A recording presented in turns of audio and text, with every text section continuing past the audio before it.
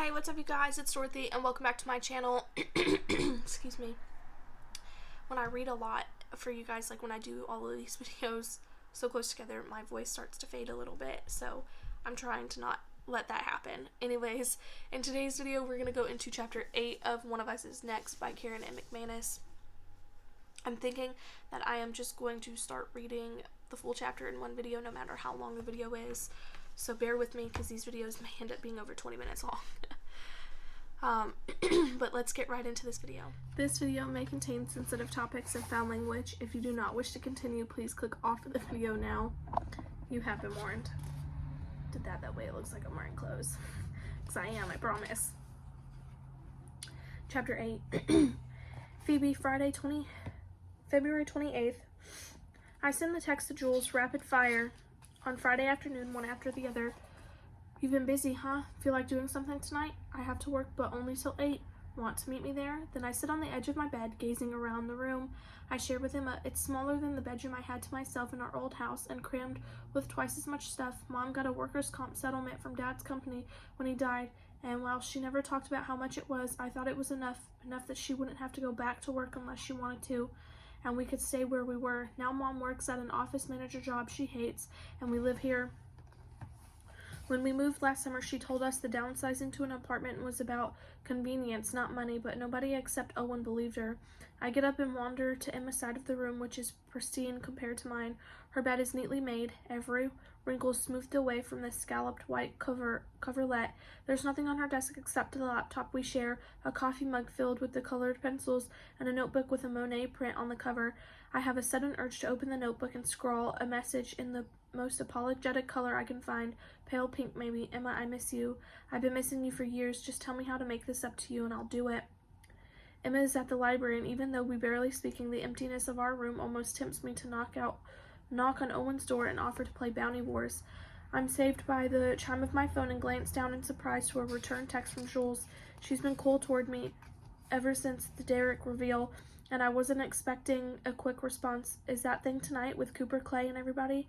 Yeah, around 6. It'll be packed though. You probably want to avoid the scene and just come at 8 when I get off. The pre-Ashton's bachelorette party get-together at Cafe Contigo started spiraling out of control once people heard Cooper might be there. Dozens of Bayview students who don't even know him are saying they're going now, and I'm not sure the Santoses are ready for that kind of crowd. Will Nate be there? I sigh and text back, probably. Guess I'll be seeing her a lot earlier than 8 o'clock.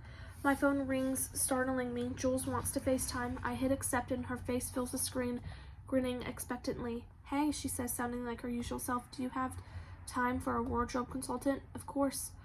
Which of these says, I'm way more fun than your ex and I live right here? This? Jules holds up plugging sequin tank top that waves it for a few seconds, then drops it and picks up a black ruffled halter. Or this. I don't want to encourage Jules and her Nate Macaulay obsession. Even if Rowan weren't still in the picture, I'm pretty sure he and Jules would be a terrible pairing. Jules likes to be joined at the hip with whoever she dates, and I don't think that's Nate's style at all. They're both gorgeous, I say. Jules pouts, so that obviously was the wrong answer, but if I had to choose the black, it's a little less revealing anyway. All right, the black it is, she says breezily. I'm going to watch some makeup videos and try to nail a smoky eye. See you tonight, she waves and disconnects. I toss my phone onto my rumpled comforter. It's balled up in the middle of my bed because I'm such a restless sleeper, especially lately, and grab an elastic from the end table. I pull my hair into a ponytail as I stand and cross to the bedroom door. When I yank it open, Owen almost tumbles inside. Owen! I pull my ponytail tighter and narrow my eyes at him. Were you eavesdropping? Rhetorical question. He totally was. The longer my Cold War with Emma goes on, the worse of a snoop Owen becomes, as though he knows something isn't right and he's trying to figure out what it is. No, Owen says unconvincingly. I was just, A loud knock sounds at the front door and he gets a total saved by the bell look on his face. Going to tell you that someone's at the door. Sure you were, I say, and then I frown when the knocking sounds again. Weird. I didn't hear the intercom. I'm assuming it's some kind of delivery, but normally we have to buzz people through the front door before they can come upstairs. Did you? No, Owen says. Are you going to answer it? Let me see who it is. I cross the living room and press one eye against the people. The face on the other side, distorted, but still irritatingly familiar. Oh, you have to be kidding me. Owen hovers beside me. Who is it?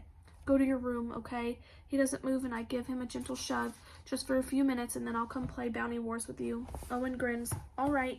He scoots away, and I wait to hear the click of his bedroom door before undoing the deadbolt. The door swings open to reveal Brandon Weber in the hallway, a lazy smirk on his face. Took you long enough, he says, stepping inside and shutting the door behind him. I cross my arms tightly over my chest, suddenly all too aware of the fact that I took my bra off when I got home from school. What are you doing here? Who let you in the building? Some grandma was coming out when I got here. Of course, that's how the world works when you're Brandon Weber. Doors just open whenever you want them to. He looms over me way too close, and I step back and he asks, how come you're not answering my texts? Are you for real? I scan his pretty pouty face for a hint of comparison, but there's nothing. You laughed at me, Brandon. Sean was being a total creep and you joined right in. Oh, come on, it was a joke. Can't you take a joke? He moves closer again, putting one hand on my waist. His fingers dig into my thin t-shirt and his lips curl into a smug smile. I thought you liked to have fun. I push him away, anger buzzing through my veins. I've been the bad guy all week, the one who betrayed her sister and deserves whatever she gets in return. It's almost a relief to be mad at someone besides myself for a change. Don't touch me, I snap. We're done. You don't mean that. He's still smiling, clueless as ever. He thinks this is a game, one where he makes all the rules, and I'm lucky just to get a chance at playing. I miss you. Want to see how much? He tries to move his hand toward my crotch, and I yank it back. Knock it off. I'm not interested. His face darkens as he pulls me toward him again, harder than before. Don't be a tease. For the first time since he arrived, I feel a spark of apprehension. I've always liked how strong Brandon is, but right now I don't. I'm still angry, though, and use the adrenaline to wrench out of his grasp. Really, let me see if I have this straight. If I do what you want, I'm a slut. If I don't do what you want, I'm a tease. What I want doesn't count, but you're the big man at Bayview no matter what. Does that sum it up? Brennan snorts. What are you, some kind of feminazi now? I bite back another angry retort. There's no point. Just leave, Brandon. Instead, he lunges forward and mashes his lips against mine, sending a wave of horrified shock through my entire body. My hands are up in an instant, and I press against his chest with all my strength, but his arms snake around my waist, anchoring me in place. I twist my head and almost spit to get the taste of him out of my mouth. Stop it, I said no. My voice comes out as a low hiss because somehow, even though my heart is about to pound out of my chest, I'm still worried about scaring Owen. Brandon doesn't listen. His hands and his mouth are everywhere, and I don't know how to make him stop. I've never felt so small in every possible way. He forces another kiss on me, moving his body just enough that I can get an arm free. I keep my lips pressed tightly together against his probing tongue, reaching up to grab a fistful of his hair. I pull his head backward, then let go and slap him as hard as I can across the face. He lets out a surprised grunt of pain and loosens his grip. I twist away and shove him with enough force to make him stumble backward. Get out! This time I scream the word, scraping raw and rough against my dry throat.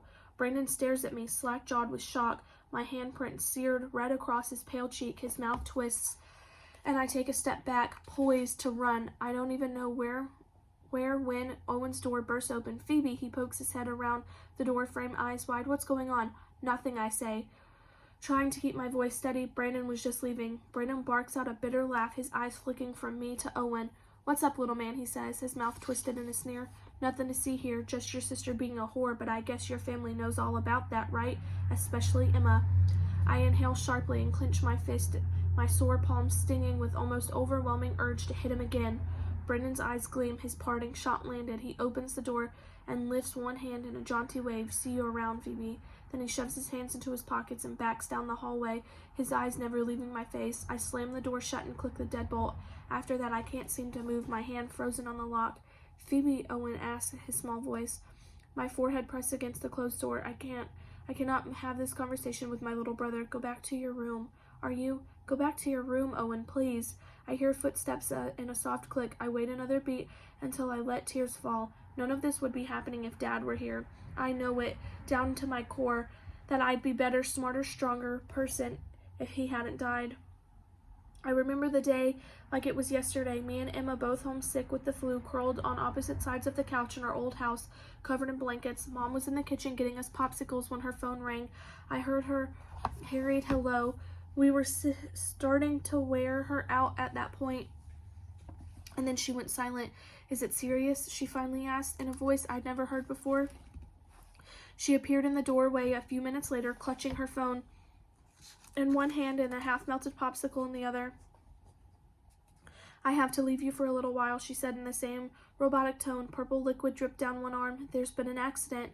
A horrible, impossible nightmare of a freak accident. My dad used to work as a supervisor at a granite manufacturing plant in Eastland, directing workers as they maneuvered giant slabs of stone to be cut into countertops. A forklift carrying one jammed at exactly the wrong moment, and that was all the detail I ever wanted to know. Nothing else mattered anyway, except for the fact that he was gone. I miss you, I say against the door. My eyes are squeezed shut, my cheeks wet, my breathing ragged. I miss you, I miss you, I miss you. The words are a drumbeat in my head. Still steady after 3 years. I don't think they'll ever go away. I miss you. It's a relief to be at work that night, surrounded by people, and I do mean surrounded. I've never seen Cafe Contigo so crowded. Not only is every table full, but Mr. Santos brought out all the extra chairs that are usually stored in the basement, and it's still not enough. People are standing in groups against either side of the wall, shuffling back and forth as I weave through them with a drink-laden tray for Addie and her friends. I push through the beaded curtain that separates the back room from the main restaurant. There's only one large table here, and more than half filled with familiar faces. Addie, Maeve, Browen, Louise, and Cooper. A handsome dark-haired boy gets up from beside Cooper as I approach the table and stretches his hand toward me with a tray, questioning look. Can I help, he asks. Will it mess you up if I start taking these off? I smile at him. I've never met Cooper's boyfriend, Chris, but I recognize him from press photos. I like him instantly. He must have waited tables himself at some point if he knows the importance of a balanced tray. From the middle is great, I say. The room is supposed to be private, but as Chris and I pass drinks around, people keep trickling in and craning their necks at Cooper. Most of them duck right back out, but a group of girls linger beside the entry, whispering to one another behind their hands until they dissolve into near hysterical giggles. Sorry, this is so weird, Cooper murmurs as I hand him a glass of Coke. I haven't seen Cooper in person since he graduated last year, and I can't fault that entryway girls for being starstruck. His hair is longer and attractively tousled. He's very tan, and he fills out his white Californian t-shirt impossibly well. Looking straight at him is a little like staring into the sun. Well, your baby's favorite boy, Chris says, settling himself back down beside Cooper. Cooper takes his hand, but his expression is preoccupied with a little tense. Now, maybe, he says. We'll see how long it lasts. I don't blame him for not trusting all the adoration. I remember how some people treated him when they learned he was gay. Not just kids at Bayview High, but adults who should have known better. Cooper's been keeping most of the asshole comments at bay since spring training by being almost perfect every single time he pitches. The pressure must be unbelievable. Eventually, he's going to have to lose because nobody can win forever. What happens then? The boldest girl in the group of gigglers approaches Cooper. Can I have your autograph? She hands him a Sharpie, then puts one foot on the bottom rung of Cooper's chair and turns to her thigh. Bare beneath a short skirt is angled in front of him. Right there. Cooper looks completely flummoxed, and Addie stifles a laugh. Could I just sign a napkin or something, he asks. I'm in and out of the room as it fills up, bringing more drinks and snacks that seem to disappear as soon as I put them down. How's everyone doing back there? Addie asks when I'm on my 5th trip from the kitchen. Great, except Manny's dropped like 3 orders of empanada so far, I say, setting a plate between her and Browen. He's the lone survivor. Enjoy. Maeve is seated on Browen's other side, wearing a scoop neck black t-shirt that's more fitted than what she usually goes for, a really flattering, it's all cute design that looks like a bouquet of flowers at first, but is actually a bunch of cartoony little monsters. I can't stop checking it out. Neither can Louise, although I'm pretty sure our reasons are different, but Maeve doesn't notice either of us because she keeps staring at the entryway. I follow her gaze as the beads part once again and Nate McCauley walks through. The other empty chair remaining is all the way on the other end of the table until Maeve jumps up. You look like you could use some help, Phoebe, she says, moving quickly to my side. I don't, but I let her grab a random assortment of silverware off the table anyway. Nate sits in Maeve's vacated chair, brushing his knuckles against Browen's arm. When she turns, her entire face lights up. Hi, she says. At the same time, Nate goes, hey, and then he says, you look, while Browen says, I was hoping. They stop and smile at one another, and all I can think is that Jules has no shot whatsoever. Nate leans closer to Browen to say something in her ear, and she turns her entire body toward him when she laughs in response. She brushes at his jacket like there's something on it, which is the oldest trick in the book. It totally works when he catches hold of her hand, and wow, that did not take long at all. I'm about to turn away and give them some privacy when another voice rings out. Phew, it's packed in here. A nerdy hipster-looking boy in an ice blue polo shirt stands beside the beads, fanning himself as he glances around the room. It's Evan Neiman, Browen's ex-boyfriend, who, as far as I know, wasn't invited to this little get-together. Evan spots the last empty chair and drags it close to Browen as he can manage. "Hey, you," he says, leaning across the table with a moony grin. "I made it." Browen freezes like a deer in headlights, eyes wide behind her glasses. "Evan, what are you doing here?" she asks. All the ammunition leaves Nate's face as he drops her hand and tips his chair backward. Browen licks her lips. "Why aren't you in Pasadena? I couldn't miss the chance to see you again before you leave," Evan says. Nate returns his chair to the floor with a bang. "Again?" he asks, with a pointed look toward Browen. He doesn't look mad exactly, but he doesn't look hurt. Browen's eyes dart between him and Evan, who keeps beaming like there's no tension in the room whatsoever. "I can't tell if he's clueless or diabolical. Besides, you left your sunglasses in my car," Evan adds, holding it up, a bright blue rectangle like a trophy. Maeve is standing beside me, frantically wiping a napkin across a clean knife. "Oh, no, no, no, no, no," she mutters. I tug the knife from her hand. "They do that in the kitchen, you know. Please take me there," she whispers. "I can't watch."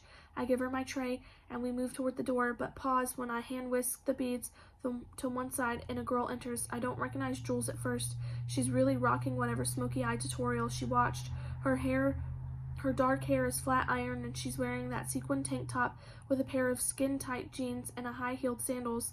Objectively, I have to admit that her boobs look amazing in that shirt. "Hey, Jules," I start, but she puts her fingers to her lips. She crosses a few feet to the table, and Nate has pushed his chair away like he's about to get up, but Jules stops him with a hand on his shoulder. Before he can move, she straddles him so that she's sitting on his lap, her chest pressed against his, and then she grabs his face between both of her hands and kisses him hard and deep for what feels like ages, although it can't be more than a few seconds. I hope a light flashes at the other end of the room, and I catch sight of Monica holding up her phone as she leans through the beaded curtain. Nobody reacts until Jules gets up quickly as she sat down, flipping her hair and turning toward the exit. Then Nate slowly wipes a layer of Jules' lip gloss from his mouth with a bemused expression. Cooper looks worried, and Addie looks furious. Browen looks like she's about to cry, and Evan Neiman is grinning like he just won the lottery. I let out a yelp of pain as Maeve drops the serving tray she was holding onto my foot. Jules catches my eye, and before she slips through the beads, she gives me an exaggerated, triumphant wink. "Always take the dare," she mouths at me. Friday, March 6th. It says, "Reporter, good evening. This is Liz Rosen with Channel 7 News, bringing you an update on our top news story, the untimely death of yet another student at Bayview High. I'm here with Sonia Gupta, the principal of Bayview High, for the administration's reaction." Principal Gupta: "A point of clarification, if I may. This particular tragedy did not happen at Bayview High, on the school grounds, that is. I don't believe I said that, did I? It seemed implied. We are, of course, devastated the loss of a cherished member of our tight-knit community and committed to supporting our students in the time of need. We have many resources available to help them process their shock and grief. Bayview High is a school that became famous nationwide for its corrosive culture of gossip, and you're concerned that, we're veering onto a topic that's unrelated to the subject at hand, not to mention quite unnecessary. Bayview High is a different school today than it was 18 months ago. Our zero-tolerance policy toward gossip and bullying has proven highly effective.